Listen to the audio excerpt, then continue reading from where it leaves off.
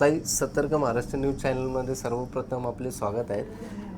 ह्याच्या आधी आपण शिवसेना या पक्षात होता, आता आपण BJP पक्षामध्ये आलाय, तर त्या संदर्भात आपण काय माहिती देणार? खरं तर शिवसेनेमधनं परत BJPमध्ये म्हणजे माझी घर वापसी झाली. आम्ही पूर्वीपासून BJPमध्येच होतो.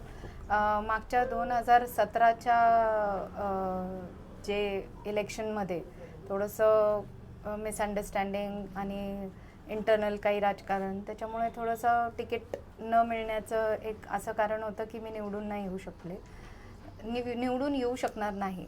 पण 17मध्ये मला एक संधी मिळाली की मला स्वतःला सिद्ध करून दाखवायचं होतं की आमचा जनसंपर्क हा चांगला आहे, दांडगा आहे लोकांबरोबर. त्याच्यामुळे लोकांशी संपर्क कायम ठेवला होता.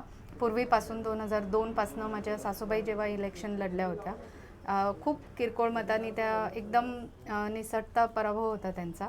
त्याच्यामुळे तेव्हापासून जे सातत्याने काम केलं होतं ते आत्ता 17मध्ये नागरिकांनी, माझ्या जनतेने मला मतदान पेटीमध्ये खूप छान असं मतदान केलं आणि मी निवडून आले.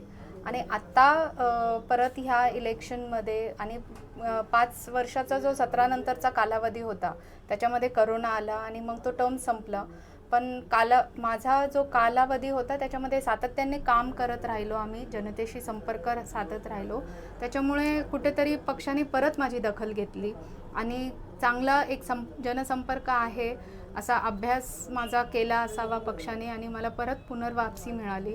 त्याच्यामुळे आता भाजपमधनं इच्छुक आहे आणि आता भाजपमधनं मी प्रभाग क्रमांक 24मधनं लढणार आहे.